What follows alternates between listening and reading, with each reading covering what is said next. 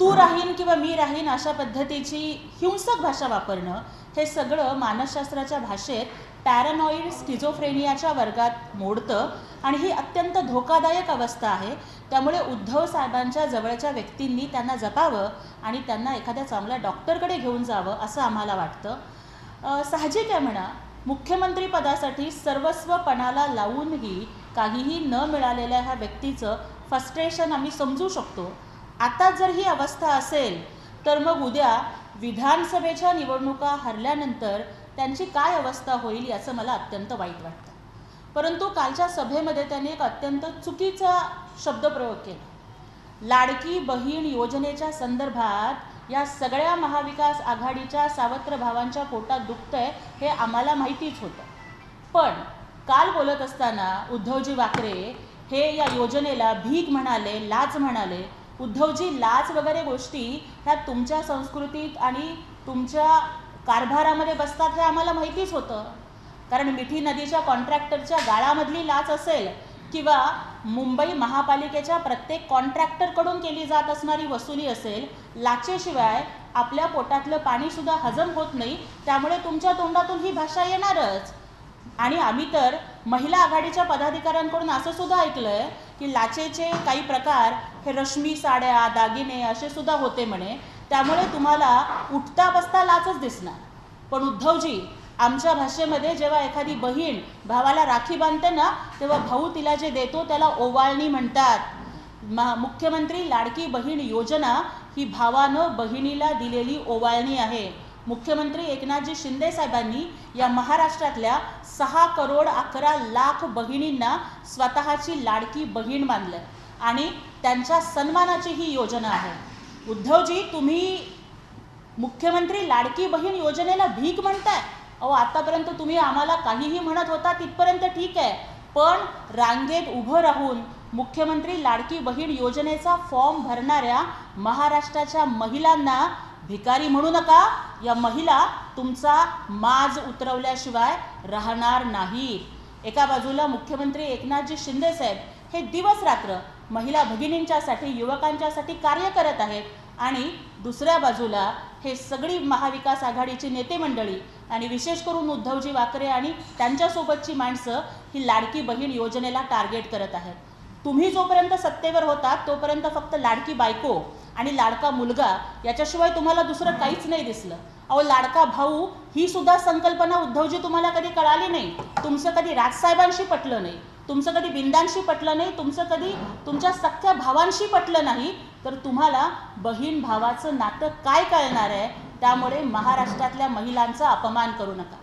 उद्धवजी, तुम्ही काल बोलताना भाषणामध्ये कुणाला अब्दाली म्हणालात, कुणाला ढेकून म्हणालात, ढेकणांना चिरडायचं असतं असं बोललात. खरंच एकदा एक ढेकून तरी चिरडून दाखवाल का? म्हणजे आम्हाला विश्वास तरी बसेल की तुम्ही ढेकून मारू शकता. अहो, एक चिलट तरी मारायची हिंमत आहे का तुमच्यामध्ये? हिंदू हृदय सम्राट बाळासाहेब ठाकरेंनी आणि लाखो शिवसैनिकांनी रक्त आणि घाम गाळून ही शिवसेना उभी केली आहे. त्यात तुमचं कर्तृत्व काय? तुम्ही तर त्यावेळेला फोटो काढत फिरत होतात. अहो, फक्त बाळासाहेबांच्या पुण्याईमुळं तुम्हाला शिवसेनेचं नेतृत्व करायची संधी मिळाली आहे आणि तुम्ही मोदी साहेबांवर टीका करता. तुम्ही अमित शहाजींना त्यांना काही बोलता. तुम्ही एकनाथजी शिंदे साहेबांच्यावरती टीका करता. अहो, ही माणसं स्वतःच्या कर्तृत्वानं मोठी झालेली माणसं आहेत. तुमच्यासारख्या वाड वडिलांच्या पुण्याईवर आयत्या पिठावर रेघोट्या ओढणाऱ्या माणसांनी स्वकर्तृत्वावर मोठं झालेल्या माणसांना काहीही बोलू नये. आणि उद्धवजी, तुम्ही भावनेच्या भरात अब्दाली बिब्दाली बोलून गेलात खरं, पण त्यामुळे तुमचे नवमतदार नाराज तरी होणार नाहीत ना. अहो, हिंदू हृदय सम्राट बाळासाहेब ठाकरेंनी ज्वलंत हिंदुत्व जोपासलं, पण तुम्ही मतांच्या लालचेपोटी हिरव्या सापांना गळ्यात घालून मिरवताय. कुठल्या तोंडानं हिंदुत्वाची भाषा करताय आणि तुम्ही अमित शहांना अब्दाली म्हणताय. मग आम्ही उद्धवच्या मतांसाठी उस्मान झाला म्हटलं तर तुम्हाला चालेल का? तुम्ही लोकांना अब्दाली म्हणताय. अहो, जनता तुम्हाला थोड्या दिवसांनी बसाखाली म्हणेल, त्याचा तुम्ही विचार करावा. हे मला तुम्हाला सांगायचं आहे. आणि त्याचबरोबर उद्धवजींना मला हेच सांगायचं आहे की तुमच्या राजकारणावर आली आहे जोरदार टाच. तुमच्या राजकारणावर आली आहे जोरदार टाच आणि म्हणूनच तुमचा मुलगा करत होता अंबानींच्या लग्नामध्ये नाच. जर आला असेल तुम्हाला माज, तर येत्या निवडणुकीमध्ये जनता जिरवेल तुमची खाज. जनाची नाही तर थोडी मनाची तरी बाळगा लाज. का आता मौल्यवान हिरवी वस्त्रे घालून तुम्ही पाहायला जाणार आहात हाच. संजय राऊत सुद्धा काल बोलताना काहीतरी शेर ठोकते है वगैरे अशा पद्धतीची भाषा त्यांनी केली. संजय राऊत, तुम्ही सत्तेच्या मोहापोटी शिवसेनेला काँग्रेस आणि राष्ट्रवादीचं पायपुसणं करून ठेवलं आहे आणि त्यामुळे आता उबाठाची अवस्था अशी झाली आहे की उठाव चाबुक तो सबको सलाम करते हैं. उठाव चाबुक तो सबको सलाम करते हैं, ये वो शेर है जो सर्कस में काम करते हैं. त्यामुळे संजय राऊत किंवा उद्धव ठाकरे हे जर शेर असतील तर ते सर्कशीतले शेर आहेत आणि काँग्रेस आणि शरद पवार साहेबांच्या साबकावरती नाचण्याचं काम ही मंडळी करत आहे. सुषमा अंधारे यांनी पूजा खेडकर ही एकनाथ शिंदे यांची लाडकी बहिणी असे वक्तव्य केलं. खरं तर सुषमा अक्का हे आडनावाप्रमाणे खरोखरच त्यांच्या बुद्धीमध्ये सुद्धा अंधार पडला का काय हा प्रश्न मला विचारायचा आहे. त्या काल असं सुद्धा म्हणत होत्या की आपला भाऊ हा जन्मापासूनच असलेला भाऊ असतो, एकनाथजी शिंदे साहेबांना नंतर इतक्या बहिणी कशा आल्या वगैरे. मला सांगा की रक्ताच्या नात्यापेक्षा सुद्धा मानलेलं भावाचं नातं हे खूप घट्ट असतं. एकनाथजी शिंदेसाहेब हे आमचे रक्ताचे नसले तरी आमचे हक्काचे भाऊ आहेत. पूजा खेडकर सारख्या प्रकरणावरती आम्ही अतिशय कठोरपणानं कारवाई करत आहोत. पण सुषमा अक्का, तुम्हाला सुद्धा थोड्या दिवसानंतर लाडकी बहीण योजनेची गरज पडणार आहे. कारण उद्धवजींचा खरा स्वभाव हा जुन्या शिवसैनिकांना माहिती आहे. यूज अँड थ्रो हा त्यांचा स्वभाव आहे. त्यामुळे थोड्या दिवसांनी तुम्ही अर्ज जरी नाही केला तरी सुषमा अंधारेंना आम्ही लाडकी बहीण योजनेचे लाभार्थी नक्कीच बनवू. उद्धव ठाकरे गटाकडून सातत्याने लाडकी बहीण योजना यावरती टीका होती. कारण त्यांच्या पायाखालची वाळू सरकलेली आहे. या माध्यमातून आपण नेहमी बघतो की आपल्या जीवनामध्ये रक्षाबंधन हा एकदा साजरा केला जातो. पण तुम्ही आज बघत असाल की एकनाथजी शिंदेसाहेब हे जिथे जिथे जातात तिथं हजारो महिला भगिनी या हातामध्ये राखी घेऊन आपल्या लाडक्या भावाची वाट बघत उभे आहेत. आतापर्यंत मुख्यमंत्री आणि सर्वसामान्य जनतेचं हे असं नातं कुणीच बघितलेलं नाही आहे. मुख्यमंत्री जनकल्याण योजनेच्या माध्यमातून ज्या वेगवेगळ्या योजना राबवत आहोत त्याच्यातली सगळ्यात ब्लॉकबस्टर योजना म्हणजे मुख्यमंत्री लाडकी बहीण योजना. जे विरोधक विचारतात ना की 1,500 रुपयांमध्ये काय होणार, खरं तर उद्धवजी रश्मी वहिनींची एक एक साडी 1.5 लाखाची असेल म्हणून कदाचित तुम्हाला 1,500 रुपयांची किंमत कळत नसेल. पण 1,500 रुपयाची किंमत त्या भगिनीला विचारा जी महिनाभर कुणाच्या तरी घरची धुणीभांडी करते, त्यांच्या घरचा टॉयलेट साफ करते आणि तिला महिन्याच्या अखेरीला 1,500 रुपये मिळतात. तुम्ही 1,500 रुपयांची किंमत त्या भगिनीला विचारा जिच्या घरातला किराणा 1,500 रुपयामध्ये येतो. तुम्ही त्या भगिनीला विचारा की जी 500 रुपयाची साडी नाही विकत घेऊ शकत. पण या रक्षाबंधनाला जेव्हा 1,500 रुपये तिच्या खात्यावर जमा होतील तेव्हा ती आपल्या मुख्यमंत्री भावाची सन्मानाची साडी घेईल. त्यामुळं मुख्यमंत्री लाडकी बहीण योजनेला जो प्रचंड असा प्रतिसाद मिळतोय त्यामुळं विरोधकांच्या पायाखालची वाळू सरकलेली आहे आणि महाराष्ट्राच्या या महिला भगिनीच मला वाटतं विरोधकांना त्यांची जागा दाखवून देते. उद्धव ठाकरे मुख्यमंत्री होते त्या काळातच सचिन वाझे यांची नियुक्ती करण्यात आली. कारण त्याच सचिन वाझे यांनी अनिल देशमुख आणि जयंत पाटील यांचं नाव घेतलंय. सचिन वाझे हे जे बडतर्फ झालेले होते त्यांना पुन्हा परत पोलीस दलामध्ये घेतलं जावं याच्यासाठीचा आग्रह कोणाचा होता.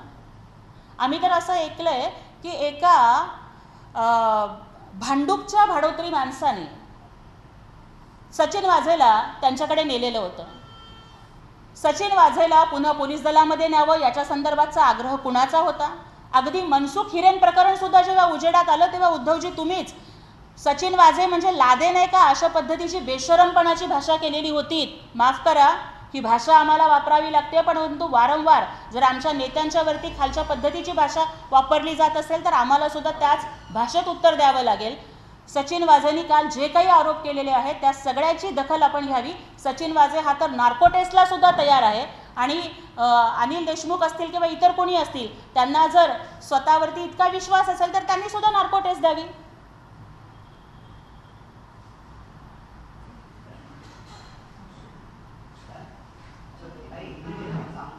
हो जी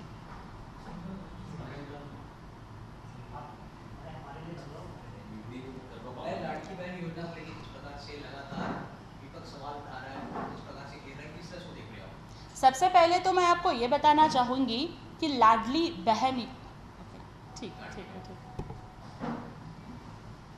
चलो। मुख्यमंत्री लाड़की बहन योजना या फिर अगर हिंदी में कहे तो लाडली बहना योजना, ये महाराष्ट्र शासन का एक सबसे लोकप्रिय योजना है। जो भी विरोधक यहाँ पर बातें कर रहे हैं वो लाड़की बहन योजना को जो प्रतिसाद मिल रहा है उस वजह से घबरा गए हैं। कल ही हमने देखा जो ये उबाठा के नेता उद्धव ठाकरे वो बोल रहे थे कि लाड़की बहन योजना को वो भीख कह रहे थे, वो उसे घूस कह रहे थे। उद्धव जी, क्या एक भाई और बहन का प्यार आपको समझ में नहीं आता? क्या जब एक बहना अपने भाई की कलाई पर राखी बांधती है और भाई जब उसे अपनी प्यार की कोई भेंट देता है तो आप उसे भीख कहेंगे? क्या आप उसे घूस कहेंगे? ये कौन सी संस्कृति है आपकी? ये तो एक भाई और बहन के पवित्र प्यार का अपमान हुआ। और उद्धव जी, आप हम पर जो चाहे कहे, लेकिन महाराष्ट्र की जो गरीब बहना वो क्यों में खड़ी रहकर वो ये फॉर्म भर रही है, लाखों करोड़ों महिला ये फॉर्म भर रही है, क्या आप उन्हें भिखारी कहेंगे? अगर आप इस तरह से महाराष्ट्र की महिलाओं का अपमान करेंगे तो वो आपको आपकी जगह दिखा देंगी। ये भीख नहीं है बल्कि ये महिला सम्मान की योजना है, ये भाई और बहन के प्यार का सम्मान है। ते अविमुक्तेश्वरानंदांचं विचारताय का? ते तो एक पॉईंट उद्धव ठाकरेंच्या ह्याच्यात आलेला होता, गद्दारी करणारा हिंदू नसतो असं शंकराचार्य म्हणाले। हां, काल बोलताना उद्धवजींनी अविमुक्तेश्वरानंद शंकराचार्यांच्या वक्तव्याचा संदर्भ दिला की ते म्हणाले होते की गद्दारी करणारा हिंदू नसतो। हो, खरं आहे त्यांचं, ते शंकराचार्य आहेत, हिंदू धर्माचे गुरु आहेत, आम्ही त्यांचा आदर करतो। पण पुन्हा एकदा बघा ते काय म्हणाले होते की गद्दारी करणारा हिंदू नसतो। मग मला उद्धवजींनी प्रश्नाची उत्तरं द्यावीत की 2019ला हिंदुत्वाच्या नावावरती मतं मागून, मोदी साहेबांचा फोटो लावून मतं मागून त्यानंतर जनतेशी गद्दारी कुणी केली होती? सत्तेसाठी हिंदुत्वाला हरताळ फासून काँग्रेस आणि शरद पवार साहेबांच्या पायपुसणं बनण्याचं काम कुणी केलेलं होतं? तुम्ही खरे जनतेचे गद्दार आहात। आम्ही शंकराचार्यांचा मताचा आदर करतो, आम्ही उलट जनमताशी इमान राखलेलं आहे।